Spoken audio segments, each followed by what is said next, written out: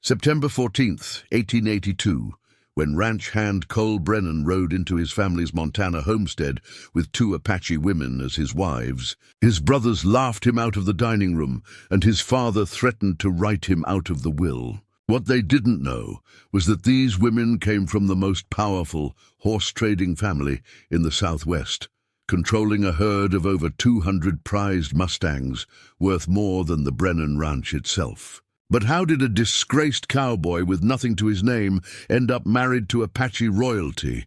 And what happened when his family discovered the fortune they'd just mocked? Before we jump back in, tell us where you're tuning in from. And if this story touches you, make sure you're subscribed, because tomorrow I've saved something extra special for you. The dust hadn't even settled from Cole's horse when his eldest brother Marcus stepped onto the porch, squinting against the afternoon sun. 3 riders approached the main house of the Brennan cattle ranch, but Marcus could only focus on the middle one. Cole sat tall in his saddle, looking thinner than when he'd left 2 years ago, his face weathered dark from constant sun exposure. But it was the women flanking him on either side that made Marcus's jaw drop.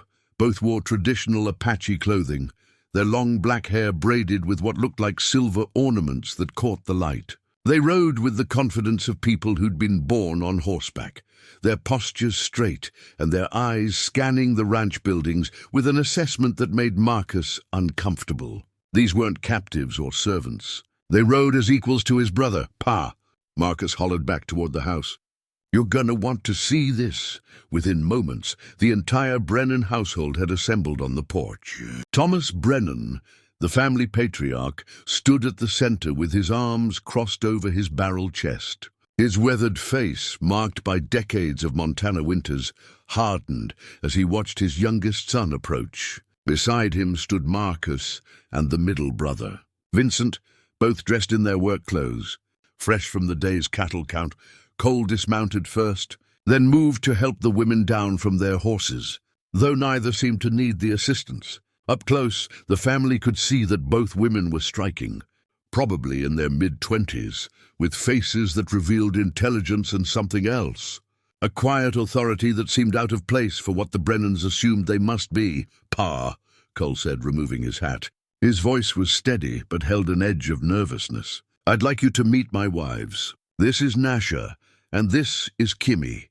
The silence that followed was so complete that the only sound was the wind moving through the cottonwood trees near the house. Then Vincent laughed. It started as a chuckle, but built into a full belly laugh that made him double over. Marcus joined in, shaking his head in disbelief. Even Thomas's stern expression cracked into something that might have been amusing if it wasn't so laced with disgust. "You're what?" Thomas finally said, his voice dangerously quiet. "My wives," Cole repeated, standing his ground. "We were married in a proper Apache ceremony 6 months ago. They're family now, and I'm bringing them home." Vincent was still laughing, wiping tears from his eyes. "Little brother's been out in the sun too long, Pa. He's gone completely mad." "Wives? Both of them?" "It's accepted in their culture," Cole said, his jaw tightening. "And before you say another word, you should know that—" "I should know what?" Thomas interrupted, descending the porch steps until he was face to face with his son. "That you've disgraced this family? That you've thrown away every value we raised you with? That you've taken up with savages and their heathen ways?" Nasha's eyes narrowed at the word, but she remained silent. Kimmy placed a gentle hand on her sister's arm, a gesture that didn't go unnoticed by Cole. "They're not savages," Cole said quietly.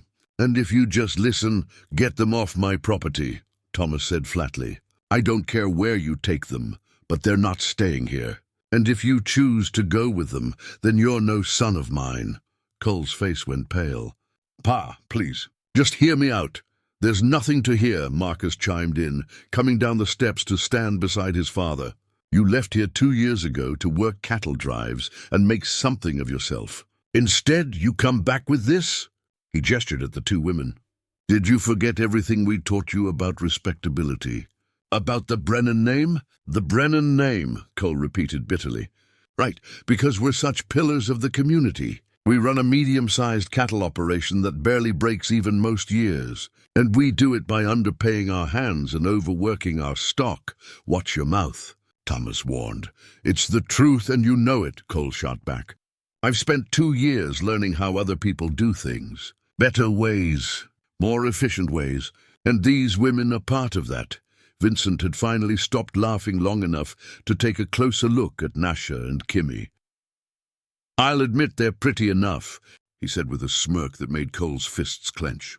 "Maybe we could find a use for them in the kitchen or the laundry. They could work off their keep while little brother here comes back to his senses." The suggestion hung in the air like a slap. Cole took a step forward, but Nasha spoke for the first time, her English accented but clear. "We are not servants," she said, her voice carrying across the yard. "We are the daughters of Kuruk, chief of the Chiricahua horse traders. We come from a family that has bred and trained horses for 3 generations. Our herd numbers over 200 of the finest Mustangs in the Southwest." The Brennans stared at her in stunned silence. It wasn't just that she'd spoken, it was the authority with which she'd said it, and the information she'd shared. "Horse traders?" Marcus said skeptically. "Apache horse traders? That's rich." "It's true," Cole said. "Their family controls the largest private herd between Texas and California. Trained horses, not wild ones. Animals that can outrun, outwork, and outlast anything you've got in your stables." Thomas laughed, but it was a harsh, mocking sound. "So what? You married into some Apache horse family? You think that impresses me? Boy, we've got 50 heads of working horses right here on this ranch. We don't need any Indian ponies. 200 horses," Cole repeated slowly, as if his father hadn't understood. "Not 50, 200. And they're worth more than this entire ranch, land included." "Lies," Vincent said dismissively. "Apache don't have that kind of wealth. They're nomads, wanderers. They live in temporary camps, not permanent ranches." Kimmy spoke up now, her voice softer than her sister's, but no less firm. "You know nothing of our people. My father's family has maintained breeding grounds in the mountains of Arizona Territory for longer than your family has been in Montana. We have bloodlines that go back to the Spanish conquistadors. Every rancher, every cavalry unit, every freight company in the Southwest knows the value of a Kuruk horse."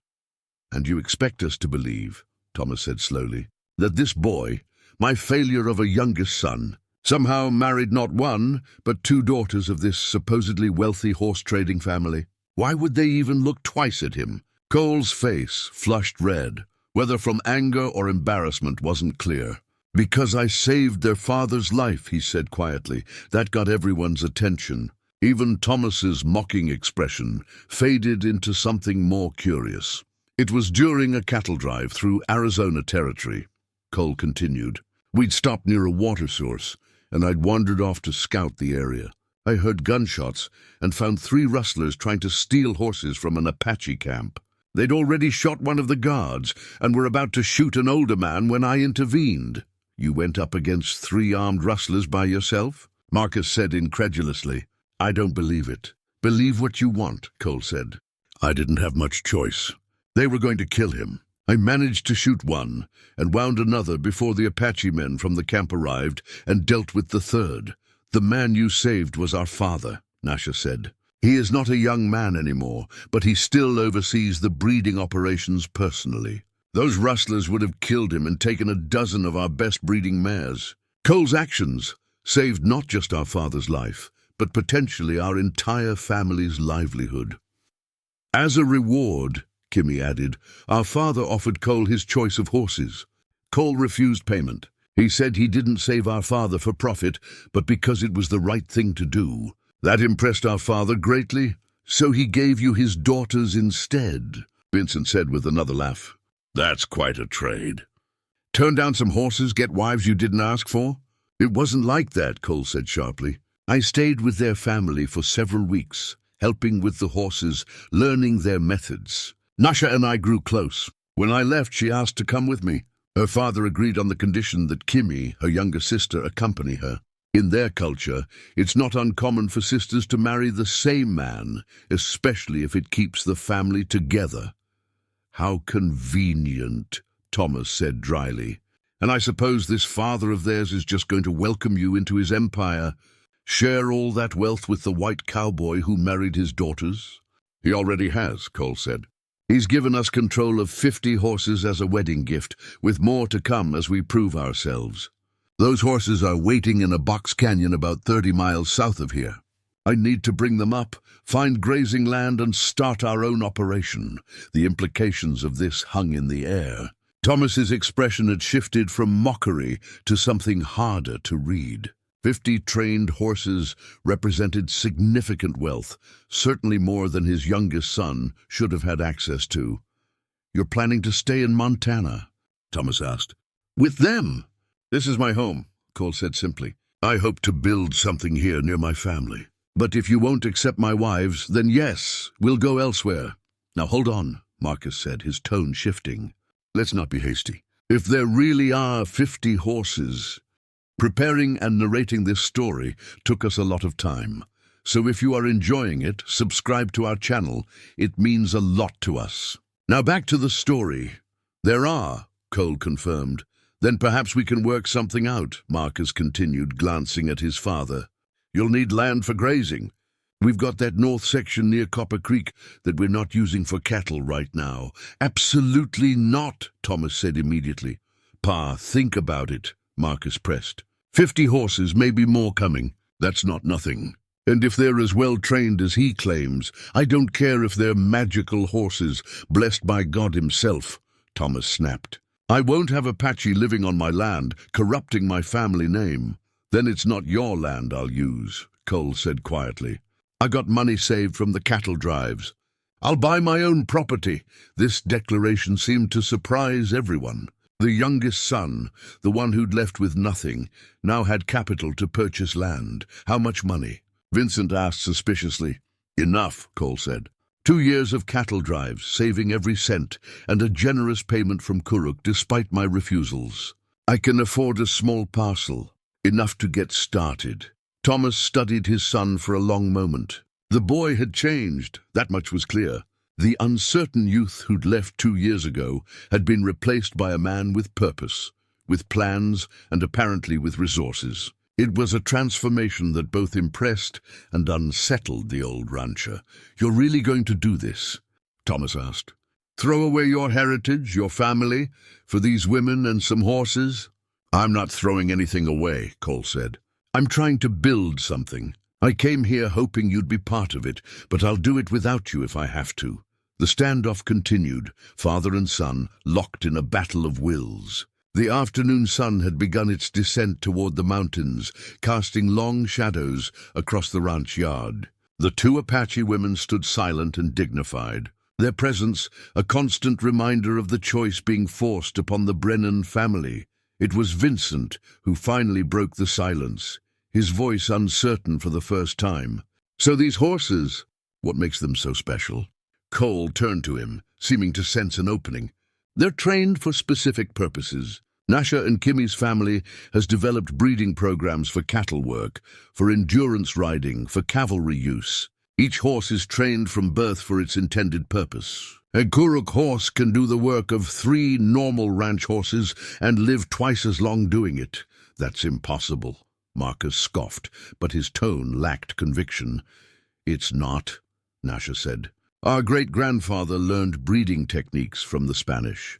Our grandfather refined those techniques and added training methods learned from observing wild horse herds. Our father has perfected the process over 30 years. We don't just break horses, we partner with them from birth, and you two know these methods." Thomas asked, his skepticism wavering. "We were raised with the horses," Kimmy replied. "From the time we could walk, we were in the breeding grounds, learning every aspect of the process. We can identify a quality bloodline by observation, train a green horse to saddle in half the time it takes a normal horsebreaker, and cure ailments that would kill an ordinary rancher's stock." The information was starting to sink in for the Brennan men. If even half of what was being claimed was true, Cole hadn't just married 2 Apache women. He'd married into a knowledge base and resource pool that could transform a modest operation into something significant. "Show us," Thomas said abruptly. "What?" Cole asked. "These miracle horses of yours. Bring one here tomorrow. Let us see if you're telling the truth or if you've been sold a fantasy by a clever Apache family looking to get their daughters married off to a gullible white boy." The insult was clear, but Cole swallowed his anger. This was the opening he'd been hoping for. "Tomorrow morning," Cole agreed. "I'll bring 3 horses. You can test them however you want, against any of your own stock. And if they're no better than what we already have," Thomas challenged, "then I'll take my wives and leave Montana," Cole said. "You'll never see us again." "And if they are better?" Marcus asked. Cole smiled for the first time since arriving. "Then we talk about the future." A real conversation, without the mockery and threats. Thomas considered this, then nodded once. "Tomorrow morning, dawn, don't be late." "We'll be here," Cole promised. He turned to Nasha and Kimmy. "We should make camp. It's going to be a long night." As the 3 of them mounted their horses and rode away from the main house, the Brennan men watched in silence. Only when the riders had disappeared over the ridge did anyone speak. "You think he's telling the truth?" Vincent asked. "Doesn't matter," Thomas said gruffly. "If those horses are ordinary stock, he'll be gone by tomorrow afternoon. If they're not—" He paused, the implications clearly troubling him. "If they're not, then we've just made a very serious mistake." Marcus nodded slowly, staring at the empty space where his brother had been. For the first time, he wondered if maybe, just maybe, the family's mockery had been premature. Tomorrow would tell the tale, but none of them, not even Cole himself, could have predicted just how completely tomorrow would change everything.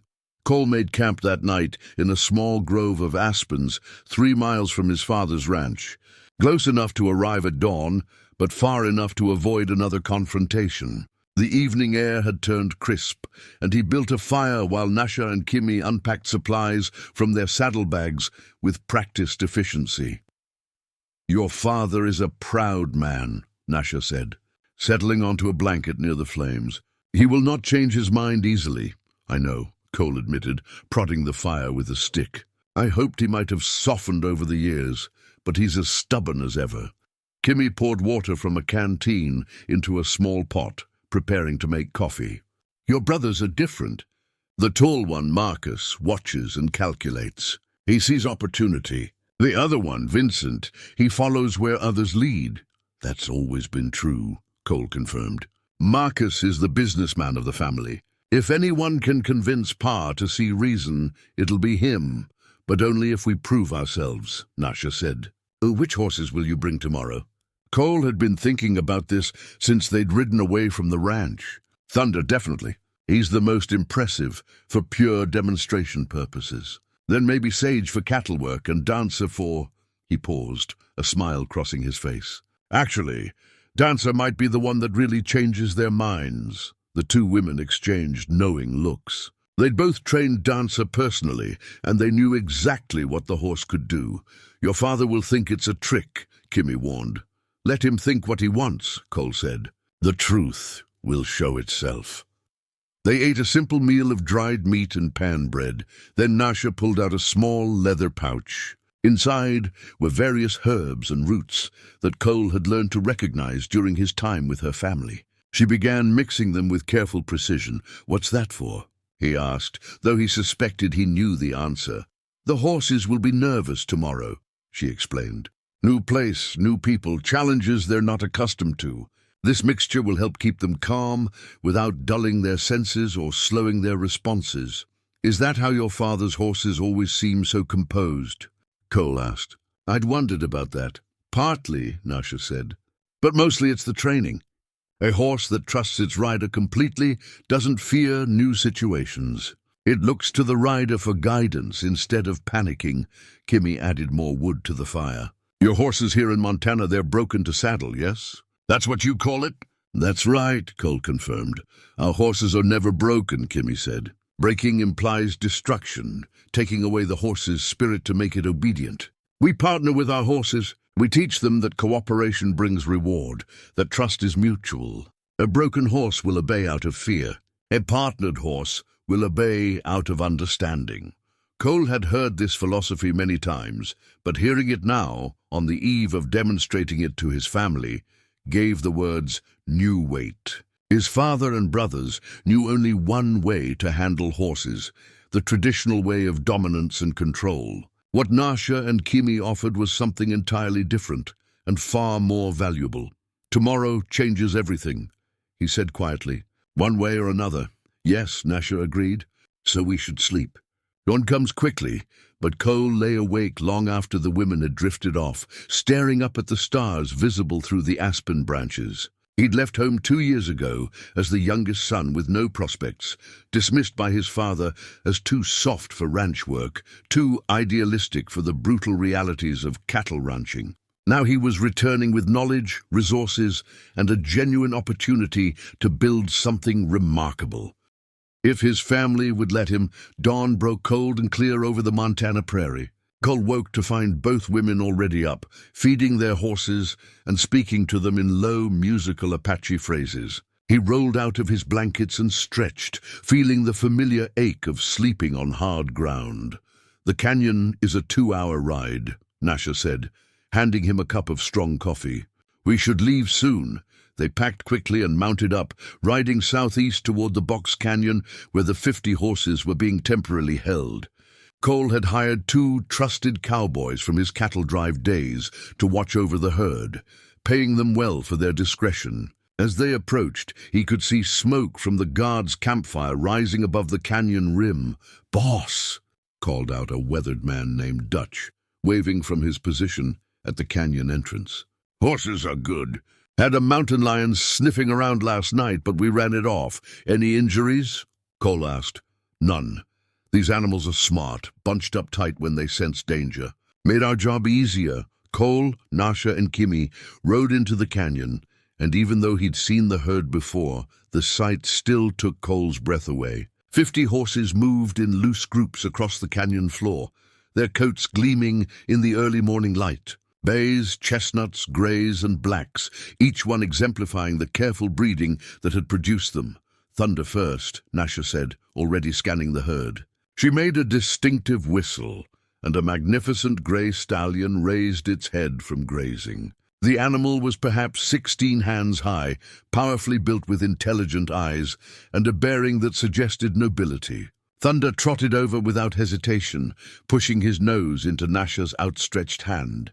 "Good boy," she murmured, rubbing his neck. "We have important work today." Kimi had spotted Sage, a compact bay mare with unusual white markings on her legs. Sage was smaller than Thunder, but built like a coiled spring, all muscle and quick reflexes. She came readily to Kimi's call, already sensing something different about this morning.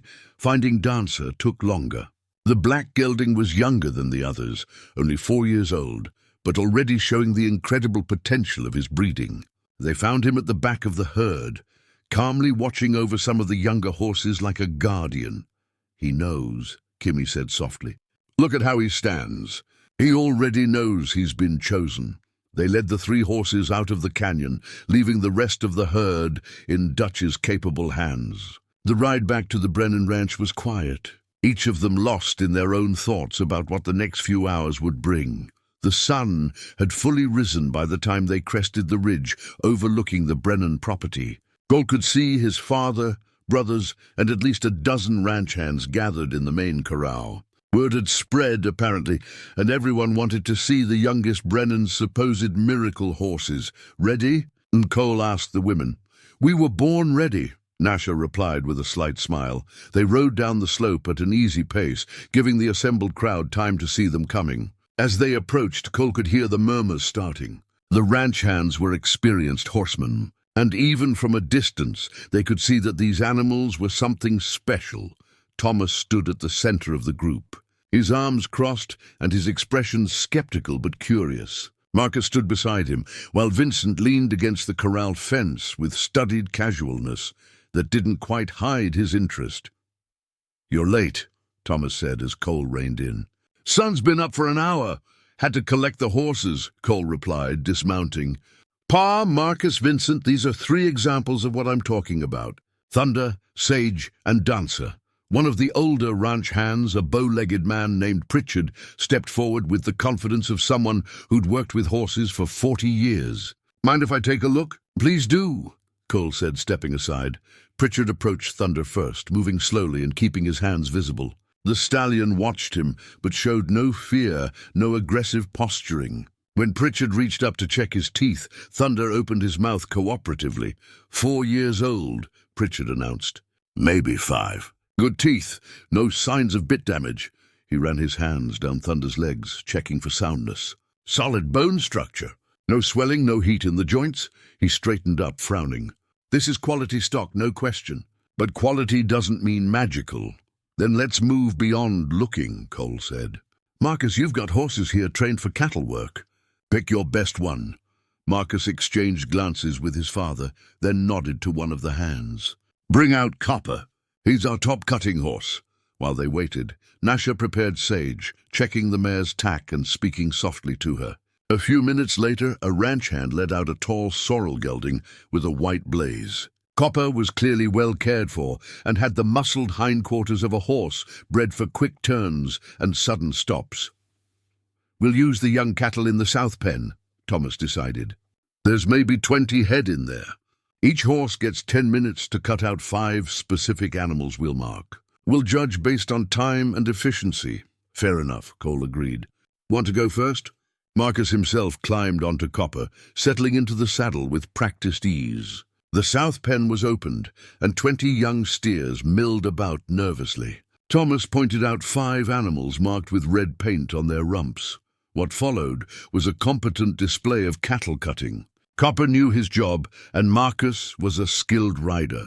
The horse worked the herd with quick bursts of speed, separating the marked animals one by one and driving them toward a separate holding area. It took just under 9 minutes to complete the task, and the assembled crowd murmured appreciation. It was solid work. Not bad, Cole said genuinely. Copper's well trained. Your turn, Marcus said, breathing slightly hard from the exertion. Let's see what this Apache pony can do. Kimmy mounted Sage without using the stirrups, simply swinging up into the saddle in one fluid motion that drew appreciative whistles from some of the younger ranch hands. She walked Sage to the pen entrance, then paused, speaking to the mare in Apache. To the observers, it looked like she was having a conversation with the horse. What's she doing? Vincent asked. Explaining what we need, Cole said simply. Explaining? Vincent laughed. To a horse? Watch! The pen opened and Kimmy rode in. What happened next silenced every skeptic in the crowd. Sage didn't just cut cattle. She anticipated them. Before a steer could even think about breaking away from the direction Kimmy wanted, Sage was already positioning herself to prevent it. The mare moved with an economy of motion that was almost uncanny, never wasting energy on unnecessary movements. More impressively, Sage seemed to understand the entire task, not just the immediate action. She cut out the 5 marked steers in less than 6 minutes, working with such precision that the remaining cattle barely even scattered. When the task was complete, Kimmy rode out of the pen without Sage even breathing hard. The silence was deafening. How? Pritchard finally asked, speaking for everyone. I've been working cattle for 40 years, and I've never seen anything like that. Training from birth, Cole explained. Sage has been working with cattle since she was a yearling. She's not just responding to rider commands, she's learned to read the cattle themselves. She knows what they're going to do before they do it. Thomas's skeptical expression had cracked. He wasn't convinced yet, but he was impressed. What about the big one? Thunder? Thunder's specialty is endurance and speed, Cole said. I thought we could run him against one of your fastest horses. A race maybe 3 miles out and back. 3 miles? Vincent perked up. I'll take that bet. My horse Bullet is the fastest animal on this ranch. He's never been beaten. Then let's see, Cole said. Nasha mounted Thunder while Vincent saddled up Bullet, a lean chestnut with long legs built for running. They rode out to a marker 3 miles distant, both horses fresh and eager. The ranch hands rode out to watch, turning the demonstration into a full-blown event. At Thomas's signal, both horses exploded forward. Bullet took an early lead, his longer stride eating up the ground. Vincent rode low in the saddle, urging his mount to greater speed. Thunder stayed a length behind, Nasha sitting calmly upright, not pushing the stallion at all. They reached the mile marker with Bullet still in the lead. But as they turned for the return trip, something became apparent. Bullet's stride was shortening, the horse beginning to tire from the all-out pace. Thunder, meanwhile, hadn't changed rhythm at all. He maintained the same steady, powerful gait he'd started with. By the 2-mile marker, Thunder had pulled even. Nasha still hadn't asked him for more speed. She simply sat balanced in the saddle, letting the horse do what he'd been bred and trained to do. By the time they crossed back over the starting line, Thunder was a full 5 lengths ahead, and he looked like he could run another 3 miles without difficulty. Bullet stumbled to a stop, his sides heaving and his coat dark with sweat. Vincent dismounted quickly, clearly concerned for his horse. Thunder, by contrast, was barely winded. Nasha walked him in a cool-down circle, the stallion tossing his head playfully as if the race had been nothing more than a morning exercise. "Impossible," Vincent breathed, checking Bullet over. "Bullet's in perfect condition. He's been training all year. How did that horse just—" "Breeding and conditioning," Nasha explained, sliding off Thunder's back. "Thunder's bloodline goes back to Spanish cavalry horses that could carry armored knights for days. We've bred for stamina above all else and trained him to pace himself. He never wastes energy on speed he doesn't need." Marcus was circling Thunder now, examining the stallion from every angle. "This is real," he said to his father. "These aren't normal horses. If Cole has 50 of them." 47 now, Cole corrected. "I'm keeping these 3 for our personal use." "Personal use," Thomas repeated, finally speaking. The old rancher had been silent through both demonstrations, but his expression had transformed from skeptical to calculating. "You mentioned starting your own operation. What exactly did you have in mind?" "Breeding and training," Cole said, "taking what Nasha and Kimmy's family has perfected and establishing it here in Montana. There's no operation like this north of Arizona territory. Every rancher, every cavalry, fort, every freight company in the region would be a potential customer." "And you have the knowledge to do this?" Thomas asked, looking at the 2 Apache women. "We have more than knowledge," Kimmy said quietly. "We have generations of experience. Cole has learned much, but there is much more to teach. This is not something that can be copied by observation alone." "So you'd need them," Marcus said, understanding dawning, "not just as wives, but as partners in the business." "Exactly," Cole confirmed. "This only works if we work together, and it only works if we have the space and resources to build it properly." Thomas was silent for a long moment, staring at the 3 horses that had just demolished every assumption he'd held. Finally, he turned to his youngest son. "That 3rd horse," he said. "Dancer. What's his specialty?" Cole smiled. This was the moment he'd been waiting for.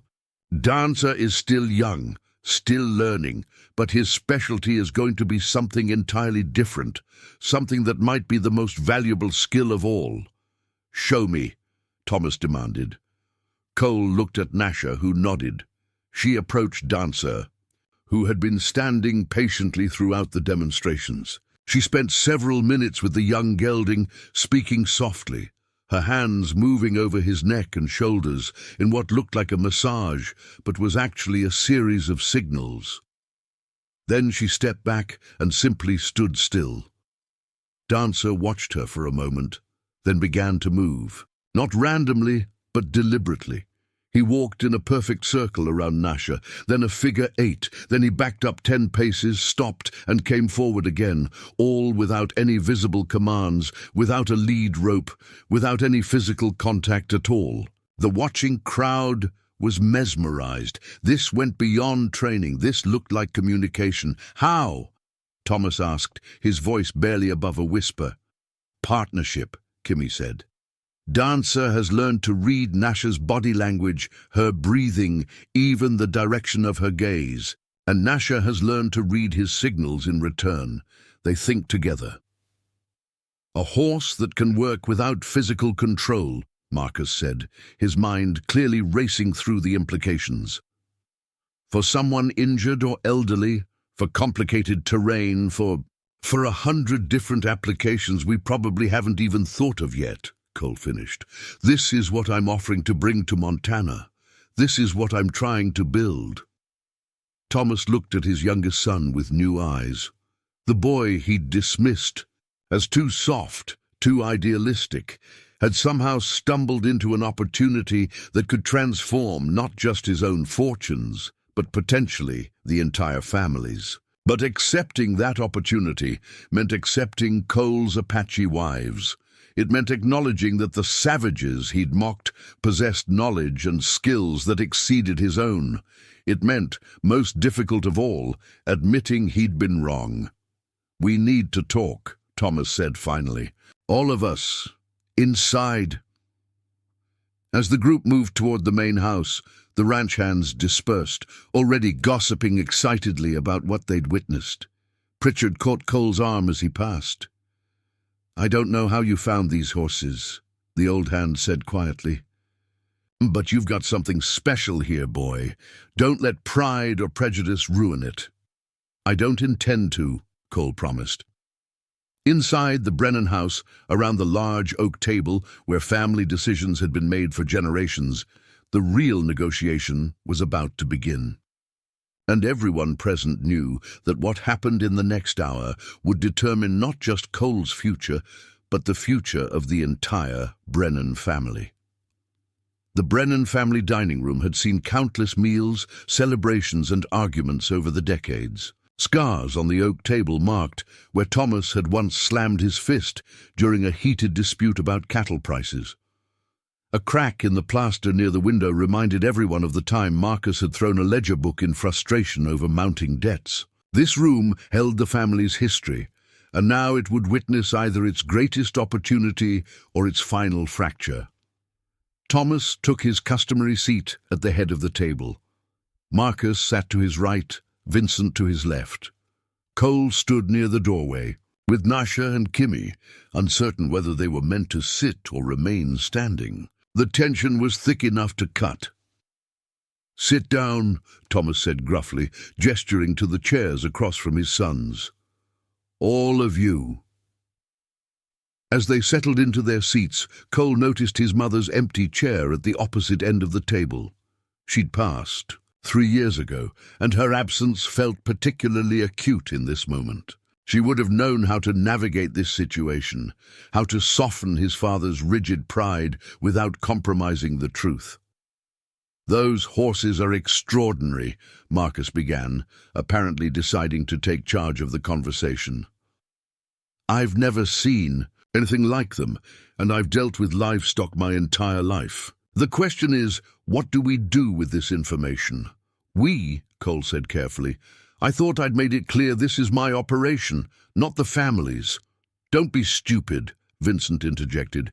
"You can't build something like this alone. You need land, facilities, customers, capital. We have all of those things, except you didn't want any part of it yesterday," Cole reminded him. "Yesterday I was bringing shame on the family name, remember?" Vincent had the grace to look uncomfortable. "That was before we saw what these horses could do. So now that you see value in my wife's knowledge, suddenly they're acceptable." Cole's voice had an edge to it. "That's not how respect works." "Nobody's talking about yesterday," Thomas cut in. "We're talking about today and tomorrow. You've got 50 horses and 2 women who apparently know secrets worth more than gold. What's your plan?" Cole leaned back in his chair, studying his father's face. The old man was interested, genuinely so, but he was also scheming. Thomas Brennan never entered a negotiation without an angle, and Cole needed to figure out what that angle was before committing to anything. "My plan," Cole said slowly, "is to establish a breeding and training facility. Start small, prove the concept, build a reputation. Within 5 years, I want to be supplying horses to every major ranch and cavalry post between here and California." "Ambitious," Marcus said, pulling out a small notebook and pencil. "Let's talk numbers. What's your startup cost?" "I've saved $800 from the cattle drives," Cole said. Kuruk, my father-in-law, has provided the 50 horses as a wedding gift, valued at roughly $100 each. That's $5,000 in livestock. He's also promised breeding advice and potentially more horses as we grow. I figure I need about 100 acres of good grazing land, facilities for training and shelter, and operating capital for the first year. Marcus was scribbling calculations. 100 acres of decent land near water is going to run you at least $1,500. Basic facilities, another $500. Operating capital, call it another $1,000 to be safe. You're short at least $2,000, maybe more. I know, Cole admitted, which is why I was hoping to lease land from the family instead of buying my own, at least initially. No, Thomas said flatly. Everyone turned to look at him. The old rancher's expression was unreadable, his weathered hands folded on the table in front of him. No leasing, Thomas continued. If we're going to do this, we do it properly. We form a partnership. Cole felt his stomach drop. What kind of partnership? The Brennan family provides the land, the facilities, and the operating capital, Thomas laid out. In exchange, we take a percentage of the business. The horses remain under your control, and these two, he nodded at Nasha and Kimmy, handle the training and breeding. But the business itself belongs to all of us. How much of a percentage? Cole asked, though he suspected he already knew the answer. 51%, Thomas said. Majority control stays with the family. Absolutely not, Cole said immediately, starting to rise from his chair. Sit down, Thomas commanded. I'm not finished. Cole hesitated, then slowly lowered himself back into his seat. Nasha placed a gentle hand on his arm, a wordless message to hear his father out. 51% stays with the Brennan family, Thomas repeated. But that's split between me, Marcus, and Vincent. You hold 49% yourself. In practice, you're still the largest individual stakeholder. Cole was already shaking his head. That means any major decision requires approval from at least one of you. I'd never have full control. That's correct, Thomas said. But consider the alternative.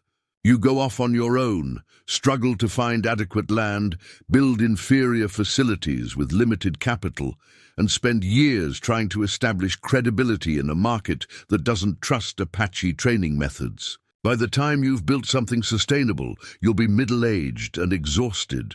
Or, Marcus jumped in, clearly having discussed this with his father beforehand, you partner with us. We provide everything you need immediately. Our name lends credibility to the operation. Our existing business connections provide instant access to customers. You focus on what you do best, working with the horses, while we handle the business side. It was a compelling argument, which made Cole even more suspicious. And what happens when we disagree? When I want to do something the Apache way, and you want to do it the traditional way? Then we vote, Vincent said. 4 partners, majority wins. But Cole, think about it. Any decision you feel strongly about, you only need to convince one of us. That's not impossible. It also means any decision you 3 feel strongly about, I have no ability to block, Cole countered. Kimmy spoke up for the first time since they'd entered the house. May I ask a question? Everyone turned to her. She sat with perfect posture, her hands folded in her lap, her dark eyes moving from face to face around the table. What happens when we succeed? She asked quietly. When this business grows as large as Cole believes it will, does the partnership remain the same, or do the terms change? It was an excellent question, one that none of the Brennan men had expected. Marcus's pencil paused mid-calculation. The terms would remain, Marcus said after a moment.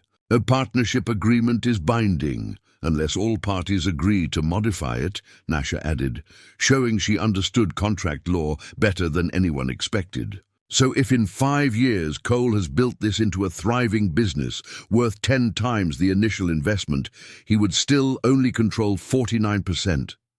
That's how partnerships work, Thomas said, but there was less certainty in his voice now. In the white man's law, perhaps, Nasha said. In my father's business, partnerships are based on contribution, not just initial investment. Those who create the value receive the greater share of the profit.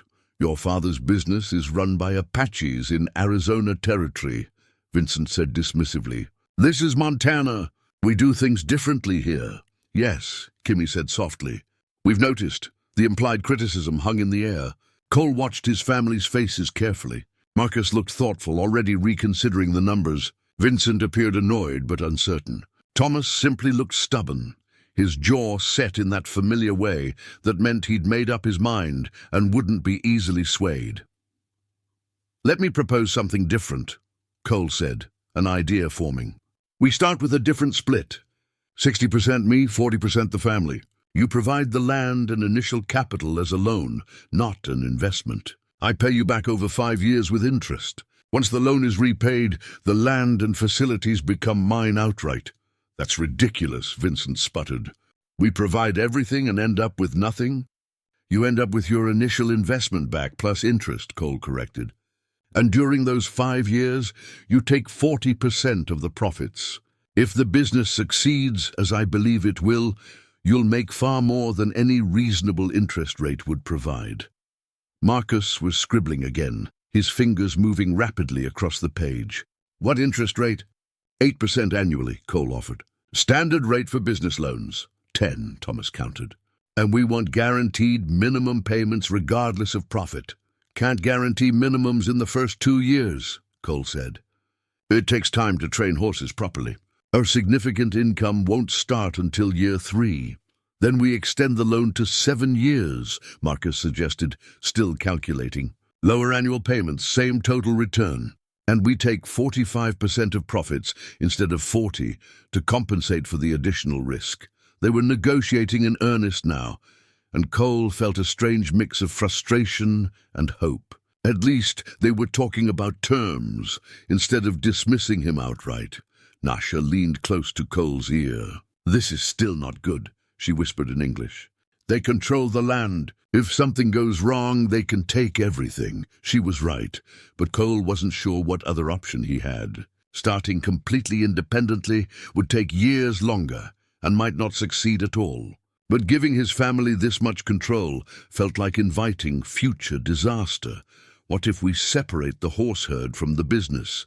Cole said suddenly. The 47 remaining horses stay in my name, legally separate from the partnership.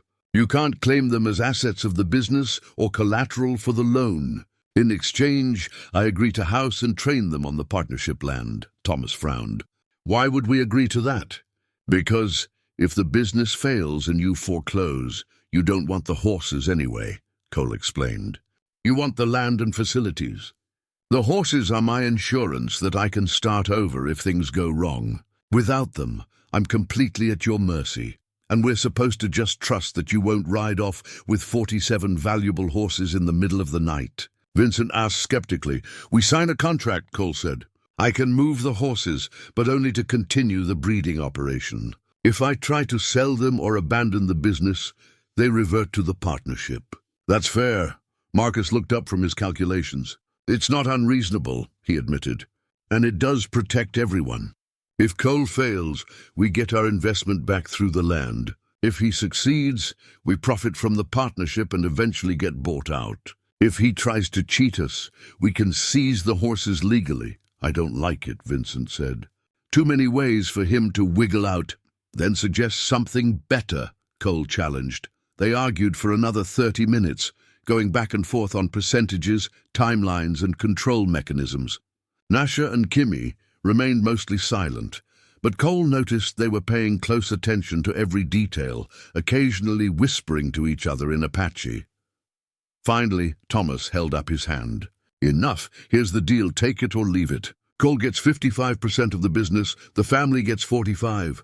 We provide 200 acres of the North grazing land, build basic facilities, and extend a loan of $3,000 at 9% interest over 6 years. The horse herd remains legally separate, but must be housed on the partnership land. Cole manages day-to-day operations, but any expenditure over $500 requires majority partner approval. And he paused significantly. Your wives are officially hired as trainers with a salary, not just unpaid labor. Cole glanced at Nasha and Kimmy. That last point was actually significant. By putting them on salary, his father was acknowledging their professional value, not just treating them as extensions of Cole. "What's the salary?" Cole asked. $50 a month each, Marcus said. "Same as we'd pay any skilled horse trainer." 75, Cole countered. "They're not just skilled, they're specialized. You couldn't replace them at any price." 60, Thomas said firmly. "And that's generous." Cole looked at his wives. Both women gave small nods. $60 a month was actually excellent money, more than most cowboys made. "One more thing," Cole said. "The business name. I want it called Kuruk Brennan Horse Company." "Both families represented equally," Vincent laughed. "An Apache name on our business?" "Absolutely not. Then no deal," Cole said simply. "My wife's family is providing the knowledge that makes this work. They deserve recognition. How about Three Rivers Horse Company?" Marcus suggested. "Neutral, professional, doesn't advertise the Apache connection, but doesn't hide your marriage either." "No," Nasha said firmly, speaking up. "Cole is right. My father's name should be on this business. His knowledge, his horses, his methods. If you are ashamed to use his name, then you are ashamed of what makes this work." Thomas stared at her for a long moment. "You've got steel in you, girl. I'll give you that." He turned to Cole. "Kuruk Brennan it is. Though I expect we'll lose some customers who don't like doing business with Indian-owned operations." "Then they don't deserve our horses," Cole said. "Fair enough." Thomas stood, extending his hand across the table. "We have a deal." Cole looked at that offered hand, thinking about everything it represented. Partnership with men who'd mocked him yesterday. Compromise on terms he didn't love. Risk that his family might still try to control or undermine him. But also resources to build something real. A chance to succeed on a much larger scale, and perhaps most importantly, a grudging acknowledgement from his father that he'd been wrong. He stood and grasped his father's hand. "We have a deal." The handshake was firm, brief, and businesslike. Marcus immediately began drafting a preliminary agreement on his notepad. Vincent looked sour but didn't object further. And Thomas, for perhaps the first time since Cole had known him, looked at his youngest son with something approaching respect. "We'll need a lawyer to draw up proper papers," Marcus said, still writing. "And we should get started on the facilities immediately. Winter's coming in a few months." "I'll ride to town tomorrow and talk to Herbert Morrison about the legal work," Thomas said. "He's handled all our contracts for 20 years. "Not Morrison," Cole said. Everyone looked at him. "He's a friend of the Johnsons, and they've been trying to expand their ranch onto that northern territory for years. They don't trust him to keep this quiet." "Then who?" Thomas asked, irritated. "Catherine Walsh," Cole suggested. "She's newer in town, but has a reputation for solid contract work. And she's not connected to any of the local ranching families." "A woman lawyer?" Vincent said incredulously. "Are you serious?" "She passed the territorial bar exam same as any man," Cole said. "And she's good. I met her during the cattle drives. She handled a complex livestock dispute better than any of the male lawyers involved." Thomas looked like he wanted to argue, but finally nodded. "Fine, Walsh it is. Marcus, you go with Cole tomorrow and meet with her. Get the paperwork started." The meeting broke up shortly after, everyone moving toward the door with the strange, awkward energy of people who'd just committed to something they weren't entirely certain about. Cole stepped outside with Nasha and Kimmy, taking a deep breath of the cool Montana air. "That was harder than facing down those rustlers," he said quietly. "At least with rustlers, you know where they stand," Nasha replied. "Your family? They are still deciding. Your father wanted to cheat you," Kimmy added bluntly. "The first offer, 51%? That was designed to give you responsibility without power." "I know," Cole said. "But the final deal is actually fair. Not perfect, but fair." They walked toward their horses, still tied near the corral. Several ranch hands were lingering, clearly hoping to get another look at the Apache women or their remarkable horses. Pritchard approached, his weathered face creased in what might have been a smile. "Heard you folks are staying on," he said. "That true?" "Looks like it," Cole confirmed. Good.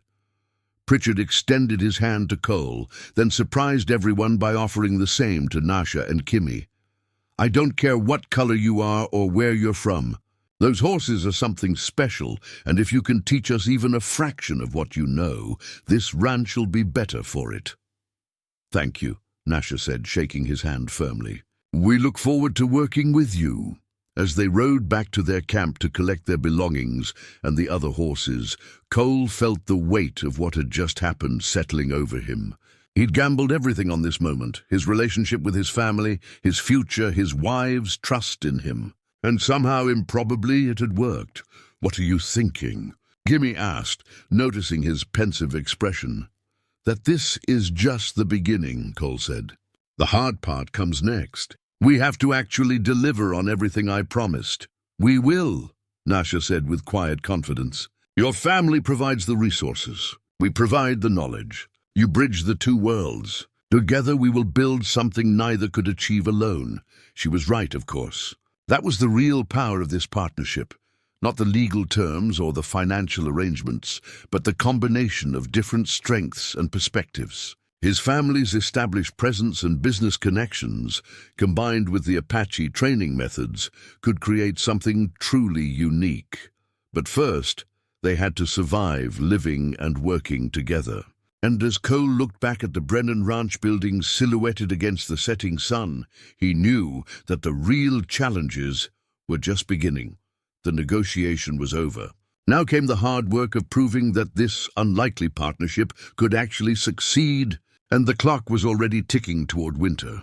When the first real test would come, the morning after the agreement, Cole woke to find Nasha already dressed and examining the northern grazing land that would become their operations home. The sun had barely crested the horizon, painting the Montana sky in shades of orange and pink. She stood on a small rise, turning slowly to take in every detail of the terrain. What do you see? Cole asked, approaching with 2 cups of coffee. She accepted one gratefully, taking a sip before answering. Good grass, adequate water from that creek. The land slopes well for drainage. Those trees provide windbreak. She pointed to a cluster of pines along the western edge. But we'll need to clear that rocky section for training grounds, and we'll need shelter built before the first snow. Marcus said we've got maybe 6 weeks before serious weather hits, Cole said. Think that's enough time? It will have to be, Nasha replied. Where is Kimmy? Already at the canyon with Dutch, starting to move the horses up here. She left an hour ago, Nasha smiled. My sister doesn't believe in wasting time. They finished their coffee in comfortable silence, both mentally cataloging the massive amount of work ahead. By the time they returned to the main ranch, Marcus had already assembled a work crew of 8 men and was sketching building plans in the dirt with a stick. We need 4 structures minimum, Marcus was explaining to the gathered workers. A main barn for shelter and storage, a separate training facility with a covered arena, a small bunkhouse for anyone staying on site, and a secure tack room. Cole, your wives have any specific requirements? The training facility needs to be larger than you're thinking, Cole said, studying Marcus's rough sketch. Apache methods require more space for the horses to move freely. And we'll need multiple smaller corrals, not just one large one. That's going to cost more lumber, one of the workers pointed out. Then it costs more lumber, Cole said firmly. We do this right or not at all, Marcus nodded slowly. Fair enough. Pritchard, take 3 men and start clearing that rocky section Nasha mentioned. Jenkins, you and your crew start hauling lumber from town. We'll need at least 3 wagon loads, maybe 4. The work began in earnest. Cole found himself moving between multiple tasks, helping clear rocks in the morning, riding to town with Marcus to meet the lawyer Catherine Walsh in the afternoon, then returning to help set foundation posts before sunset. It was exhausting, but there was also something deeply satisfying about watching the operation take shape from nothing. Catherine Walsh turned out to be exactly what Cole had hoped for. Sharp, thorough, and completely unbothered by the unconventional nature of the partnership. She was perhaps 35 years old, with graying hair pulled back in a practical bun, and eyes that missed nothing. So let me make sure I understand, she said. reviewing her notes in her small office above the general store. You want a partnership agreement that protects the horse herd as separate property, establishes salary payments to 2 Apache women, and includes a buyout clause based on profit performance? That's correct, Marcus confirmed. Can you draft something that holds up legally? I can draft something that would hold up before God himself, Walsh said dryly. The question is whether both parties fully understand what they're agreeing to. Cole, you realize that if you default on that loan, your family can seize everything except the horses. And without land or facilities, those horses become significantly less valuable. I understand, Cole said, but I'm not planning to default. Nobody ever plans to, Walsh observed. What happens if there's a drought? A disease outbreak? A market collapse? Young man, confidence is admirable, but contingency planning is essential. She had a point. Cole glanced at Marcus, who was frowning thoughtfully. What if we add a clause? Marcus suggested, that in the event of circumstances beyond Cole's control, the loan payments can be suspended for up to 1 year. It would extend the total term, but it protects everyone. That's actually sensible, Walsh said, sounding surprised.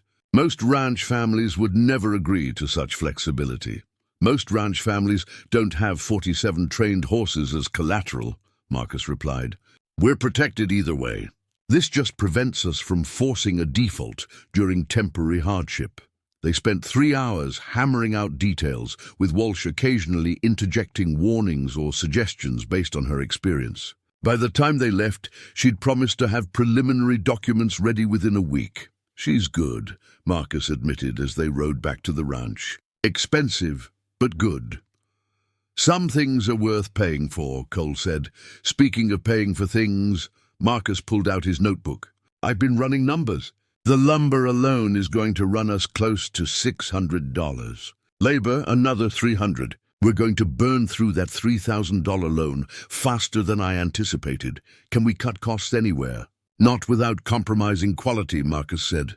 And you were right about doing this properly. If we build cheap facilities and they collapse in the first winter storm, we're worse off than if we'd never started. Back at the construction site, progress was visible. The rocky section had been cleared, foundation posts were being set for the main barn, and Kimmy had arrived with the first group of horses, 20 animals that now grazed peacefully in a temporary corral. Vincent was there too, watching the horses with undisguised interest. When he saw Cole and Marcus approach, he waved them over. I've been observing them, Vincent said, gesturing at the horses. They're different from regular stock. The way they interact with each other, it's more organized somehow. They have a social structure, Kimmy explained, walking up behind them. We don't break that structure. We work within it. See that bay mare? She pointed to a horse standing slightly apart from the others. That's Whisper. She's the herd matriarch. The others look to her for guidance. If we wanted to move this entire group, we'd only need to lead Whisper. The rest would follow. That can't be that simple, Vincent said skeptically. Try it, Kimmy suggested. Take a rope and walk toward any horse except Whisper. Watch what happens. Vincent grabbed a lead rope and approached a young chestnut. Before he'd gotten within 10 feet, Whisper had positioned herself between Vincent and the younger horse, ears forward, but body language clearly protective. The chestnut hadn't moved at all, simply waited behind the matriarch. Now try approaching Whisper, Kimmy said. Vincent changed direction, moving toward the bay mare instead. This time Whisper assessed him calmly, then after a moment lowered her head in what seemed like acceptance. The protective barrier disappeared. The chestnut could now be approached without issue. I'll be damned, Vincent breathed. She's making decisions. All horses make decisions, Kimmy corrected.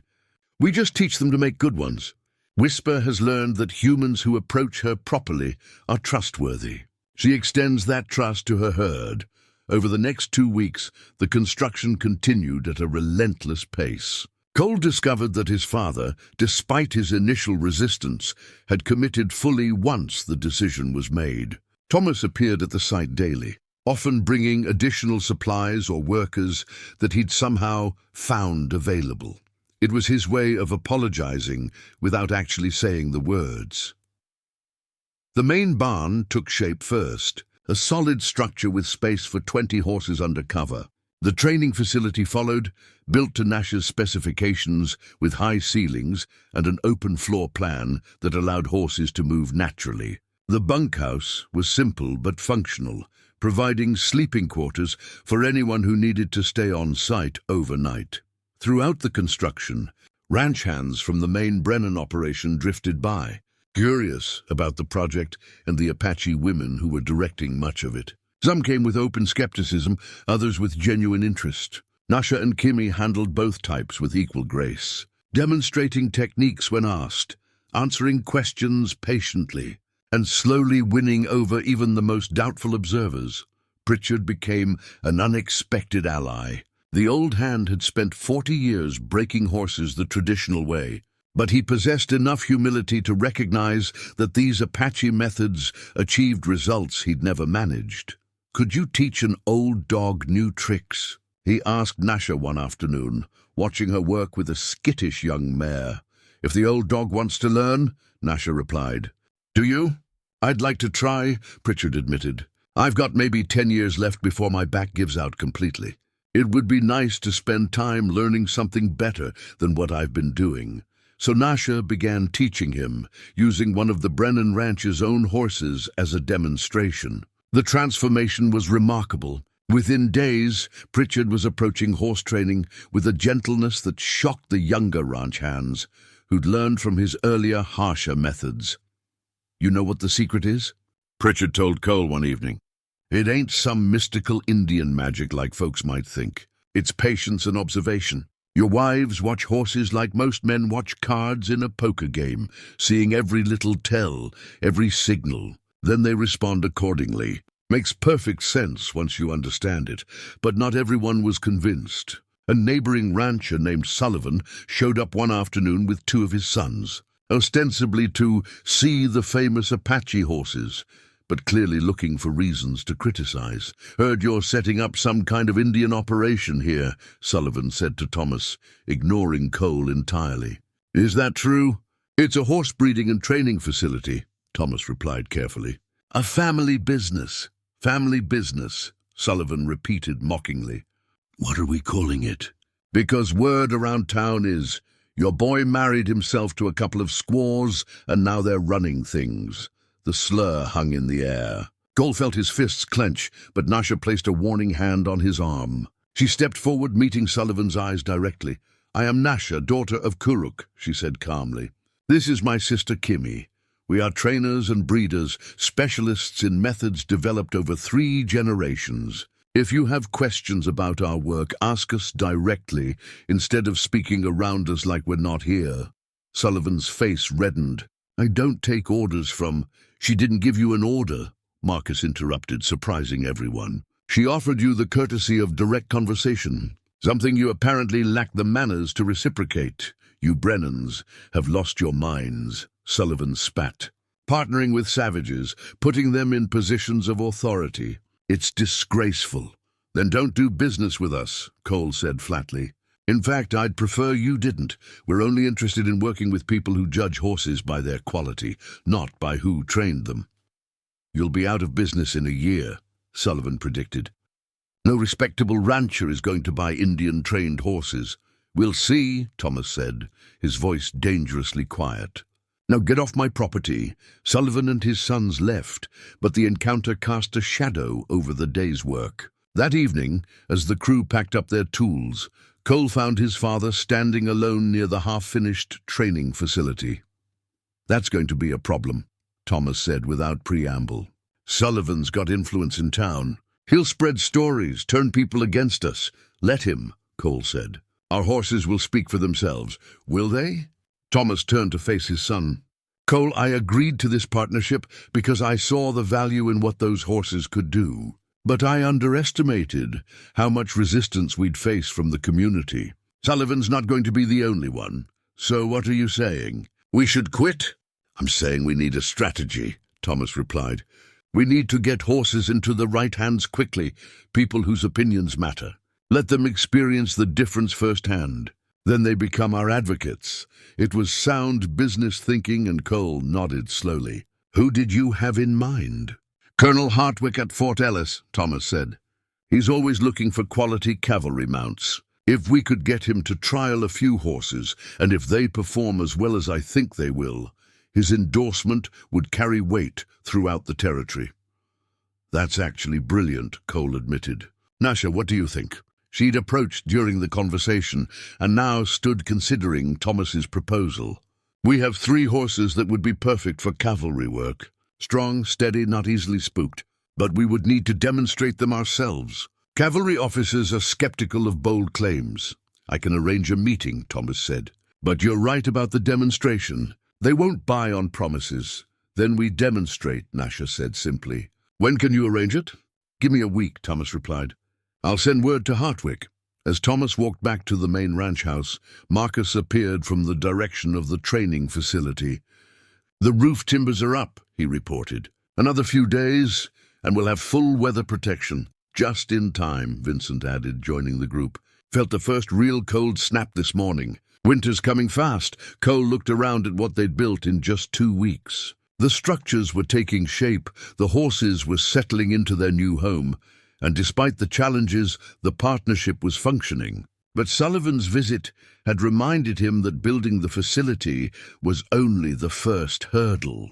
Making the business successful in a skeptical community would be much harder. We need a strategy for the other ranchers too, Cole said. Not just the army. Thomas is right, we need early advocates. What about a demonstration day? Marcus suggested. Invite ranchers to come see the horses work. No sales pressure, just show them what we can do. They won't come, Vincent predicted. Not after Sullivan starts spreading his poison. Then we go to them, Kimmy said. Everyone turned to look at her. We offer to demonstrate at their ranches, bring horses to them, show what we can do with their own cattle, their own terrain. Harder to dismiss when it's happening in front of their eyes on their own property. That's actually smart, Vincent said, sounding surprised at himself for agreeing. It's also risky, Marcus pointed out. We'd be putting our horses in potentially hostile situations. The horses can handle it, Nasha said confidently. The question is whether the ranchers are worth the effort. They discussed details for another hour, developing a plan to selectively approach influential ranchers with demonstration offers. It would be time-consuming and potentially frustrating, but it was also the kind of grassroots strategy that could build genuine support. By the time they finished planning, the sun had set completely, and the temperature had dropped noticeably.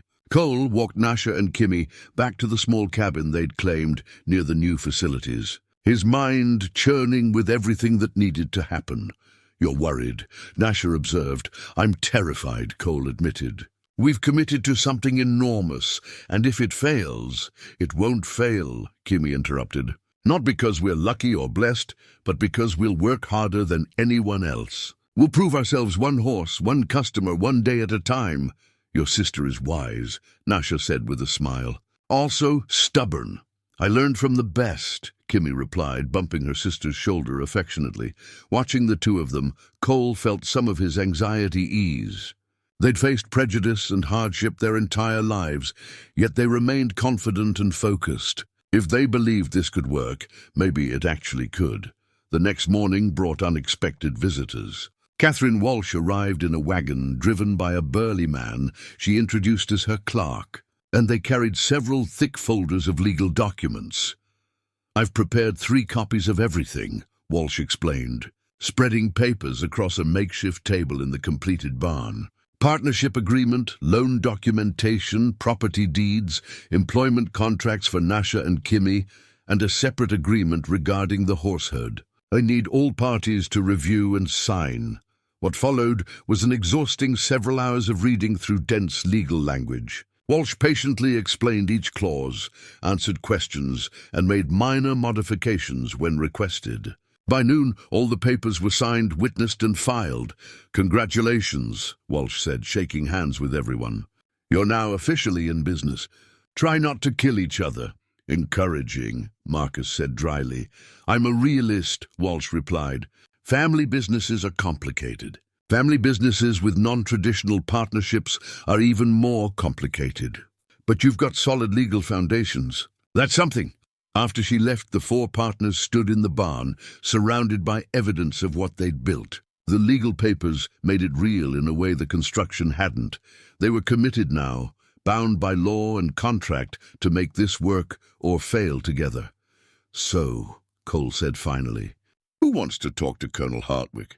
"That's your job," Thomas said, surprising everyone by appearing in the barn doorway.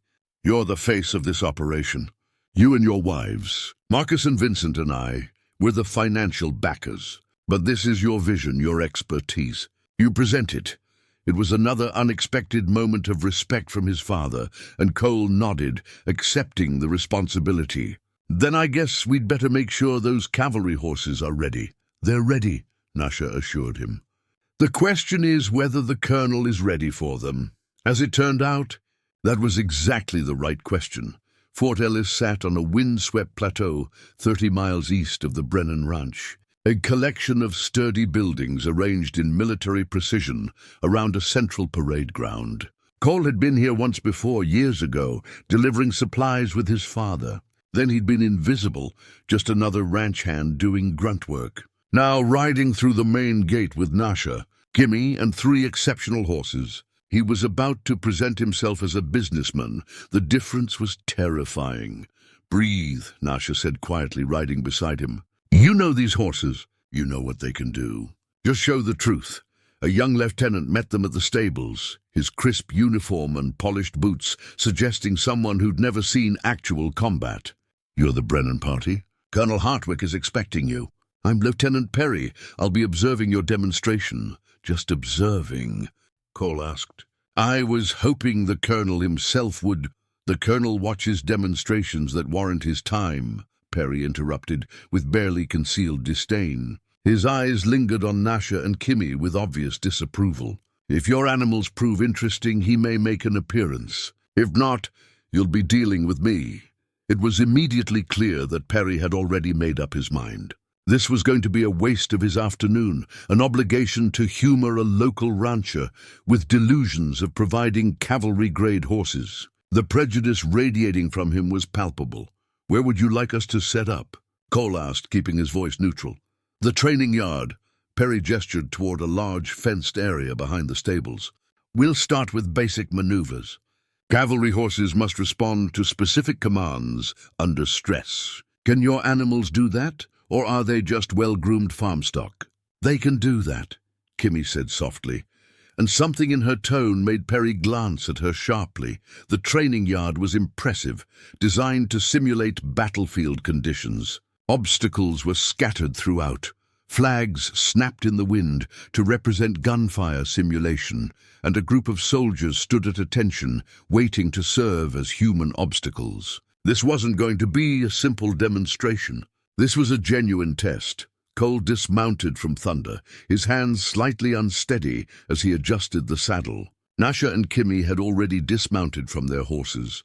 A powerful black gelding named Storm and a grey mare called Echo. These 3 represented the best cavalry prospects in their herd. "We'll start with individual maneuvers," Perry announced, pulling out a clipboard. "Each horse will complete the obstacle course while I time them. Cavalry standards require completion in under 4 minutes with no refusals or balks. Can your animals meet that standard?" "They can exceed it," Cole said. Perry's smile was thin and mocking. "We'll see.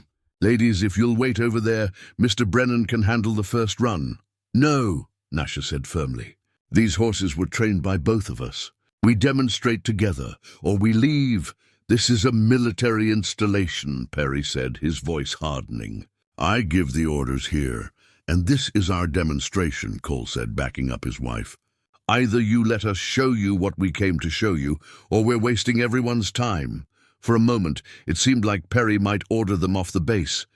Then a new voice cut through the tension. "Lieutenant, stand down." Everyone turned to see an older man in a colonel's uniform approaching. Hartwick was perhaps 50, with a weathered face that spoke of years in the field and eyes that missed nothing. He walked with a slight limp, an old war injury probably, but his bearing remained military straight. "Colonel, I was just—" Perry began. "I heard what you were doing," Hartwick interrupted. setting up an unnecessarily hostile demonstration to prove your own prejudices. These people came here in good faith, and you're treating them like carnival performers. Perry's face flushed red. Sir, I was simply maintaining proper military protocols. Proper protocols include courtesy to civilians, especially those offering to help address our chronic shortage of quality mounts, Hartwig said coldly. Then he turned to Cole and the women. My apologies. The lieutenant sometimes forgets that competence doesn't recognize skin color or gender. Please show us what you've brought. The shift in atmosphere was immediate. Soldiers who'd been smirking now stood at attention, suddenly professional. Perry looked like he'd been slapped, but he stayed silent. Thank you, Colonel, Cole said. These 3 horses have been trained specifically for cavalry work. They respond to leg commands as well as rein commands. They don't spook easily, and they've been conditioned for endurance. With your permission, we'd like to demonstrate all 3 capabilities. Permission granted, Hartwig said. And please explain what you're doing as you do it. I want my men to understand the difference between adequate training and exceptional training. Nasha mounted Storm first, and the change in her demeanor was striking. Gone was the quiet woman who'd stood politely while being insulted. In the saddle, she became something else entirely, a warrior in perfect harmony with her mount. She walked Storm to the starting line of the obstacle course. Traditional training teaches a horse to respond to commands, Nasha called out, loud enough for everyone to hear. We teach horses to anticipate situations. Watch. She nudged Storm into a trot, then a canter, heading toward the first obstacle, a series of logs laid across the ground at irregular intervals. Most horses would slow down, carefully picking their way through. Storm barely broke stride, his hooves finding the gaps between logs with what looked like precognition. How is she not directing him? One of the soldiers muttered. She is, Hartwig said, watching intently, but not with obvious commands. Look at her posture, the slight shifts in weight. She's communicating constantly, and the horse is responding instantly. The next obstacle was a narrow passage between 2 walls, designed to simulate moving through a tight canyon or between buildings. Storm went through without hesitation, his powerful body perfectly aligned. Then came the flags, snapping loudly in the wind to simulate gunfire. This was where most horses faltered. Their instinct to flee from sudden loud noises, Storm's ears flicked back and forth, registering the sound, but he never broke rhythm. Nasha guided him through a series of sharp turns around the flags, demonstrating that the horse could function even in simulated combat conditions. The final test was a steep incline, followed immediately by a descent, challenging the horse's balance and sure-footedness. Storm climbed without slowing, then navigated the descent with careful precision that showed intelligence, not just training. When Nasha crossed the finish line, Perry checked his stopwatch with obvious disbelief. 2 minutes 48 seconds. That's the fastest time I've ever recorded, and he's barely breathing hard, Hartwig observed, approaching Storm. The horse eyed him calmly, showing no nervousness at the unfamiliar human. May I? Of course, Nasha said, dismounting. Hartwig ran his hands over Storm's legs, checking for heat or strain. Remarkable. After that course, I'd expect some indication of stress. There's nothing. He looked up at Nasha. How? We build endurance from birth, she explained. Storm's training started when he was a foal, not when he was old enough to carry weight. By the time we put a rider on him, his muscles and lungs were already conditioned, and we never push past the point of harm. A horse trained this way can work twice as hard for twice as long as a conventionally trained animal. Show me the other 2, Hartwig said, and Cole could hear genuine interest in his voice. Kimmy went next on Echo, and if anything, the grey mare was even more impressive. She completed the course in 2 minutes and 53 seconds, but what caught everyone's attention was her behavior afterward. While Kimmy was dismounting, Echo walked herself over to a water trough, drank a reasonable amount, then returned to stand beside Kimmy without any direction. That mare just made decisions, one of the soldiers said, amazed. She took care of herself. That's exactly right, Kimmy said. We don't train obedience robots. We train thinking partners. Echo knows she performed hard work. She knows she needs water. She takes care of herself, then returns to await further instruction. A horse that can think is a horse that can keep you alive when circumstances go wrong. Cole went last on Thunder, and he felt the weight of expectation as he approached the starting line. His wives had set an incredibly high standard. Now he had to match it, and he was the least experienced rider of the three. "Trust him," Nasha called out. "He knows what to do." Cole took a breath and gave Thunder the signal to start. The stallion surged forward, and immediately Cole understood what Nasha meant. Thunder wasn't waiting for commands at every obstacle. He was reading the course himself, making micro-adjustments based on what he saw coming. Cole's job wasn't to control every movement. It was to provide overall direction and let Thunder handle the details.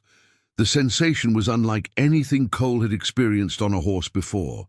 It felt like collaboration, not domination. When they approached the flag section, Cole felt Thunder's muscles tense slightly, registering the loud, snapping sounds. Cole relaxed his posture deliberately, communicating calm, and Thunder responded by maintaining his pace without panic. They crossed the finish line at 2 minutes and 56 seconds, and Cole was grinning despite himself. "That was incredible." "That's the difference," Hartwick said, and his voice carried a note of wonder. "I've been working with cavalry horses for 25 years, and I've never seen anything like this." He turned to his assembled soldiers. "Gentlemen, this is what real training looks like. Not breaking an animal's spirit, but partnering with it." Lieutenant Perry looked like he'd swallowed something sour, but even he couldn't deny what everyone had witnessed. "Sir, what about the endurance test?" "Standard protocol requires—" "I've seen enough," Hartwick interrupted. "These animals are exceptional. The question now is price and availability." He turned to Cole. "How many horses like this can you provide, and what's your asking price?" Cole's mind raced. They discussed pricing, but suddenly the numbers seemed either too high or too low. "We can provide up to 20 cavalry-trained horses over the next 6 months, he said, deciding to be conservative with the numbers. "Price depends on the specific horse, but typically between $150 and $200 per animal." Perry made a choking sound. "That's 3 times the standard rate. For animals that will last 3 times as long and perform twice as well," Hartwick countered. "If these horses are as durable as they appear, that's actually a bargain." He studied Cole carefully. "But I need a guarantee. I'm not paying premium prices for animals that might fail in actual field conditions." "What kind of guarantee?" Cole asked. "I'll purchase 3 horses now, trial basis," Hartwick proposed. "We'll put them through actual cavalry operations for 90 days. If they perform as advertised, I'll contract for 15 more and recommend your operation to every fort commander in the territory. If they don't, you refund my money and we part ways." Fair? It was more than fair. It was exactly the kind of endorsement Cole needed.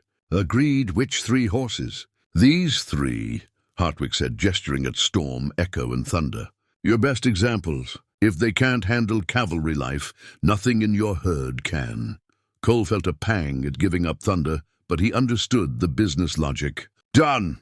We'll need to finalize paperwork, and my clerk will handle the contracts," Hartwick said. "But there's one more thing.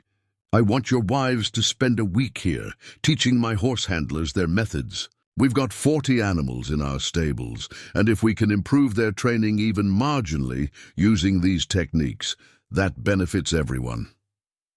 Nasha and Kimmy exchanged glances. "We can do that," Nasha said. "But we'll need access to the horses from the beginning of their training, not just the final stages."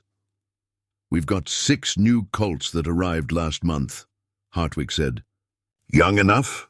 "Perfect," Kimmy confirmed. The deal was struck. Cole spent the next hour with Hartwick's clerk, finalizing purchase agreements and payment terms. The colonel paid $540 cash, taking ownership of all 3 horses. It was the largest sum of money Cole had ever held, and his hands shook slightly as he counted it. "You're nervous," Hartwick observed, appearing as Cole was preparing to leave. "Worried you oversold the horses?" "Worried I undersold them," Cole admitted. "Those 3 animals are worth more than we charged," Hartwick smiled. "I suspect you're right. But you needed this sale more than you needed maximum profit. Smart business decision. Build the reputation first, then you can raise prices. How did you know? Cole asked.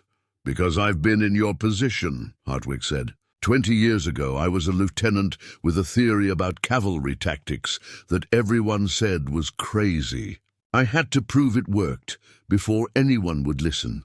You're doing the same thing, just with horses instead of tactics. He paused, then added, and you're facing the additional challenge of prejudice. People like Perry will dismiss you because of who your wives are, not what they can do.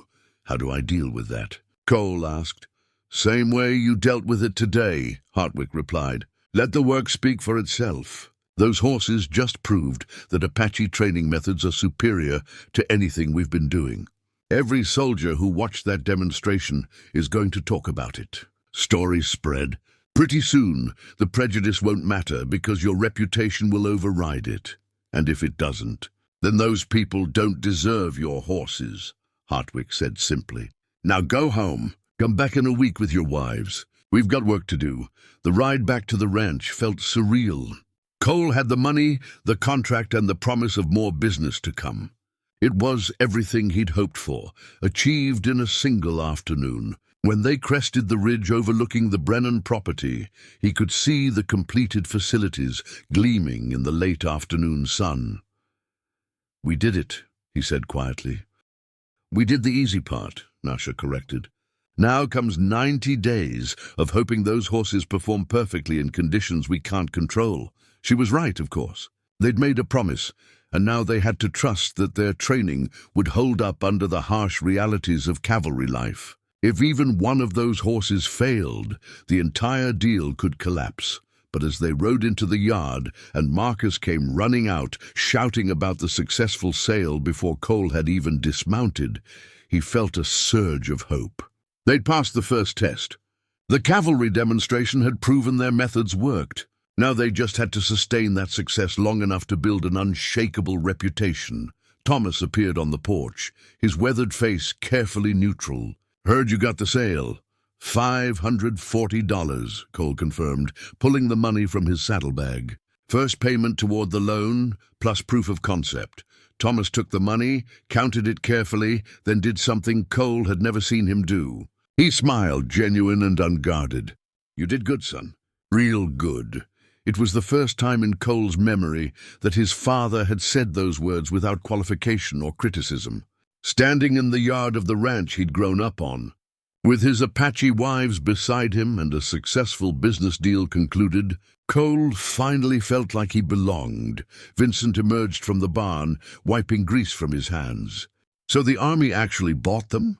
I'll admit I had doubts. They bought 3 on trial, Cole explained. If the horses perform well for 90 days, we've got a contract for 15 more.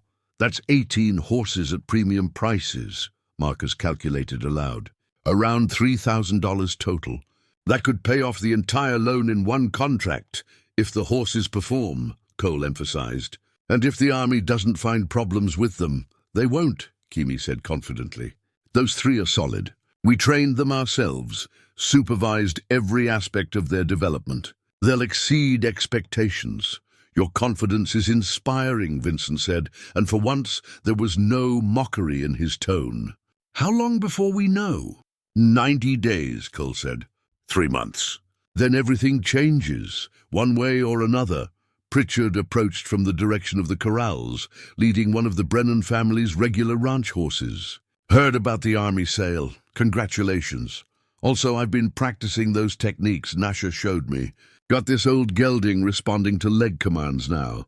Thought it was impossible at his age, but turns out I was wrong. You're doing well, Nasha said, examining the horse. His posture is better. He's carrying his weight more evenly. Never thought I'd learn something completely new about horses at my age, Pritchard said. But here we are. You folks are changing how things work around here. As the sun set over the Montana prairie, the entire extended family gathered for dinner in the main house. It was the first time since Cole's return that everyone sat together without tension, crackling in the air. Thomas carved the roast. Marcus discussed expansion plans. Vincent actually laughed at one of Kimi's dry observations, and for a few hours, It almost felt like a normal family celebration, but Cole knew this was just the beginning. The cavalry trial would determine whether they had a sustainable business or a spectacular failure. Sullivan and other prejudiced ranchers were still out there, waiting for them to stumble. Winter was coming, which would test the facilities they'd built, and they still had to manage the complex dynamics of a family partnership where old wounds hadn't fully healed. 3 months, 90 days. That's all they had to prove this could work. As Cole lay in bed that night, Nasha beside him and Kimmy in the adjacent room, he stared at the ceiling and thought about everything riding on those 3 horses. Storm, Echo, and Thunder were out there now, beginning their trial period, carrying the hopes of the entire operation on their backs. "Stop worrying," Nasha whispered in the darkness. "You'll drive yourself mad. How can I not worry?"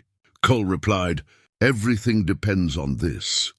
"Then trust what we built," she said. "We trained those horses well. They'll do what they were meant to do. The rest is beyond our control." She was right. The horses were either ready or they weren't. No amount of worrying would change that now. Cole forced himself to breathe deeply, to release the tension in his shoulders, to accept that the next 90 days would unfold, however they were meant to unfold. But as he finally drifted towards sleep, one thought kept circling through his mind. This was only the first test. Many more were coming.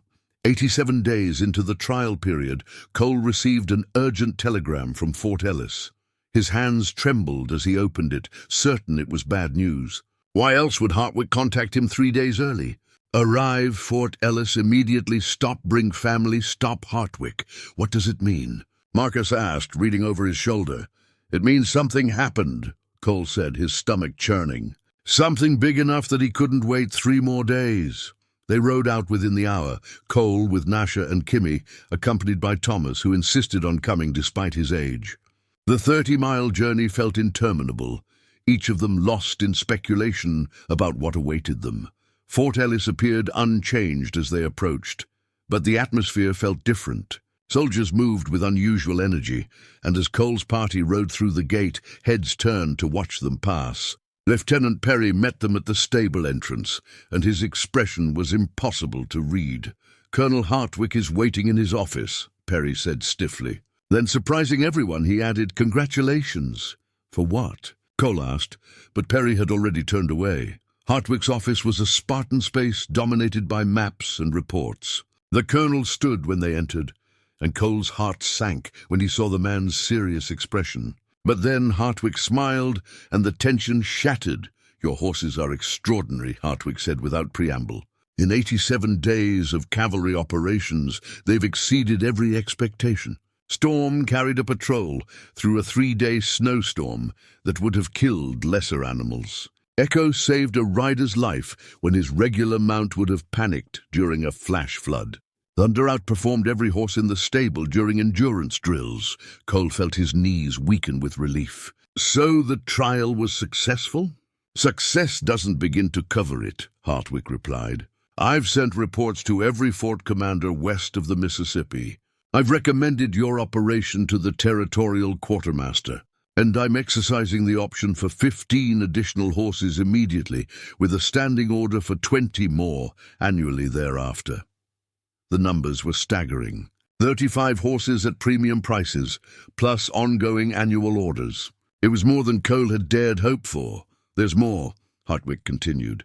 "General Crook read my report and wants to visit your facility personally next month. If he's impressed, you'll be supplying horses to the entire Department of the Platte. We're talking about hundreds of animals over the next decade." Thomas, who'd been silent until now, let out a low whistle. "Hundreds of horses. We don't have that kind of capacity." "Not yet," Hartwick agreed. "Which brings me to why I called you here early. You need to expand immediately. More breeding stock, more facilities, more trainers. This opportunity won't wait for you to slowly grow into it. We're already operating at capacity," Cole said. "We'd need significant capital to expand that quickly." "I can help with that," said a new voice from the doorway. Everyone turned to see a distinguished man in expensive civilian clothes entering the office. He was perhaps 45, with sharp eyes and the bearing of someone accustomed to wealth and power. "This is James Fitzgerald," Hartwick introduced. "He owns the largest freight company in the territory. I took the liberty of inviting him to see your horses in action." Fitzgerald extended his hand to Cole. "I've been searching for reliable horse suppliers for 3 years. Every animal I've tested has failed within 18 months of hard use. Colonel Hartwick tells me your horses are different." "They are," Cole confirmed, shaking the offered hand. "But I'm not sure what you're proposing." "Partnership," Fitzgerald said bluntly. "I need 300 freight horses over the next 2 years. I'll provide capital for immediate expansion, $50,000. In exchange, I want guaranteed priority on horse purchases and a 20% stake in your breeding operation." The offer was breathtaking and terrifying in equal measure. $50,000 would transform their modest operation into something massive. But it would also mean bringing in an outside partner, complicating the already complex family dynamic. "We'd need to discuss this," Cole said carefully, glancing at his father and wives. "Of course," Fitzgerald said. "I'm staying in town for the week. Send word when you're ready to talk terms." After Fitzgerald left, Cole and his family sat in stunned silence. Finally, Thomas spoke. "This is bigger than anything I imagined. If we accept Fitzgerald's money and fulfill these military contracts, we're not building a business. We're building an empire built on Apache knowledge," Nasha said quietly. "Will Mr. Fitzgerald respect that, or will he try to take control and marginalize us?" It was the crucial question. They'd already seen how quickly prejudice could poison opportunities. Bringing in a powerful outside investor meant trusting that their contribution would continue to be valued. "We negotiate protections," Marcus said, his business mind already working. "Legal guarantees that the training methods remain under Cole's control, that Nasha and Kimmy's role can't be diminished, that the family maintains operational authority." "Will Fitzgerald agree to those terms?" Vincent asked skeptically. "If he wants our horses, he will," Thomas said firmly. "We've got something nobody else has. That gives us leverage." Over the next 3 days, they negotiated with Fitzgerald in Hartwick's office, using the neutral ground to their advantage. Catherine Walsh was summoned from town to draft agreements. The discussions were intense, sometimes heated, but ultimately productive. Fitzgerald proved surprisingly reasonable. He wanted quality horses and understood that meant respecting the people who produced them. The final agreement gave him a 20% stake in exchange for his capital investment, but operational control remained firmly with the Brennan-Kuruk partnership. Nasha and Kimmy's positions were protected by contract, with guaranteed salaries that increased with the business's growth. "One more thing," Fitzgerald said as they prepared to sign. "I want the company name to remain Kuruk Brennan. My freight company benefits from association with quality, and that name represents something unique. Changing it would be foolish. It was, in its own way, a greater endorsement than the money. The business world was acknowledging that Apache expertise had value worth preserving and promoting. They signed the papers on the 90th day of the cavalry trial, creating what Catherine Walsh called the most unusual and potentially lucrative partnership agreement I've ever drafted.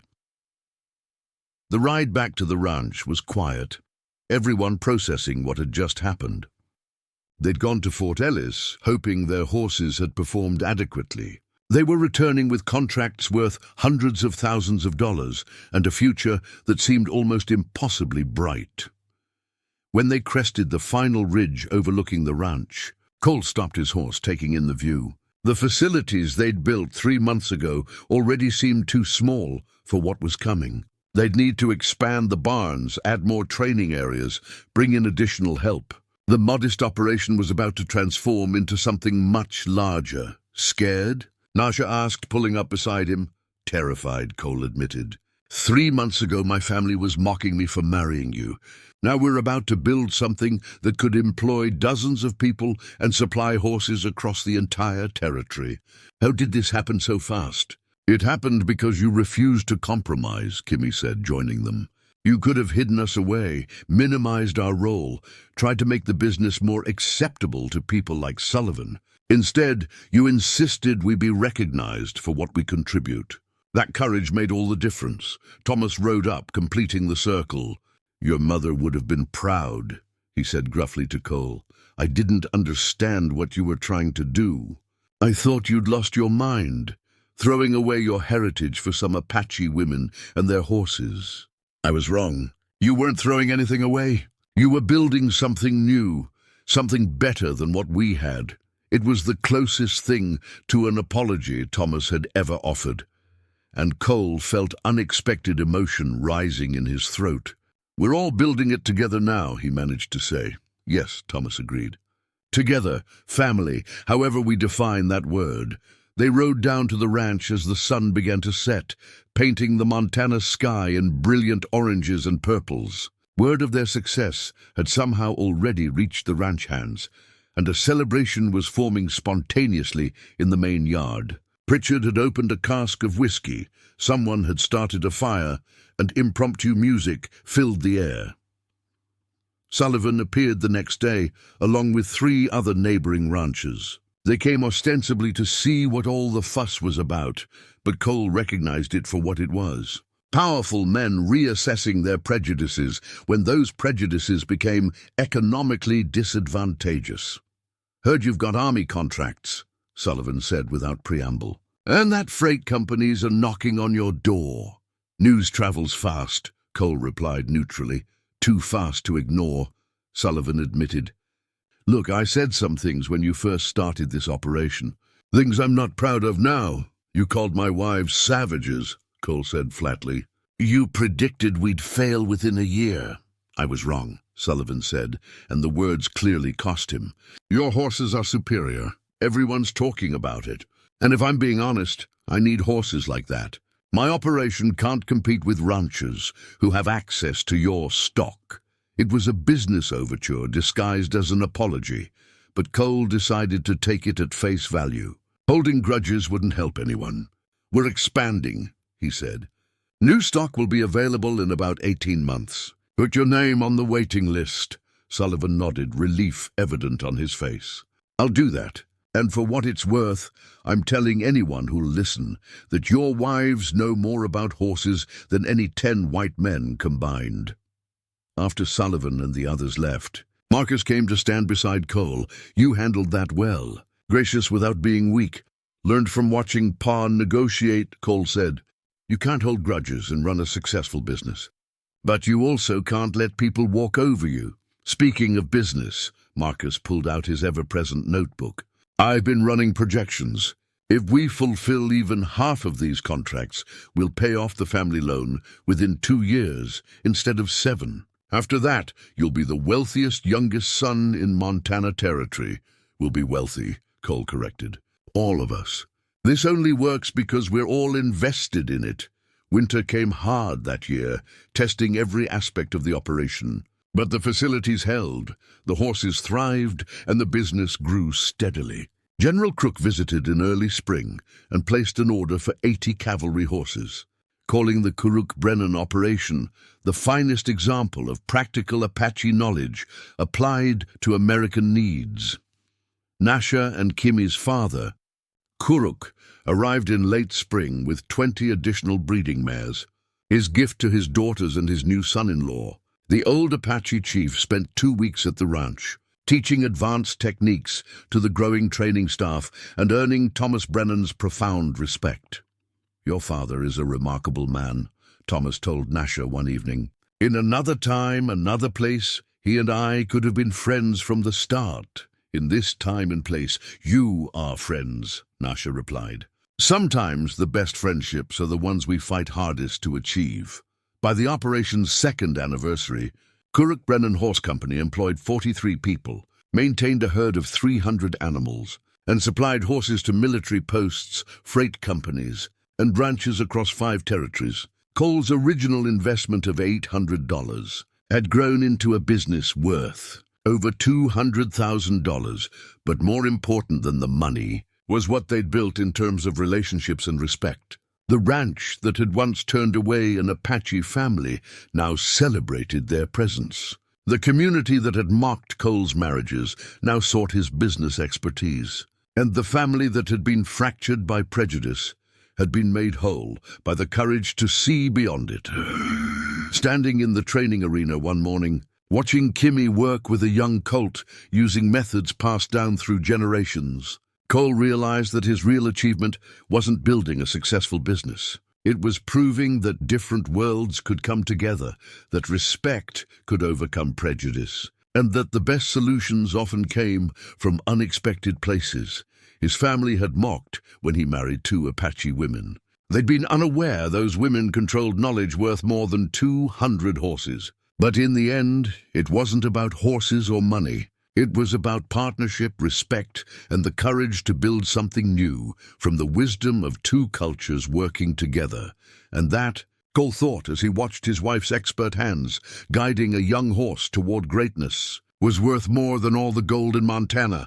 Up next, you've got 2 more standout stories right on your screen.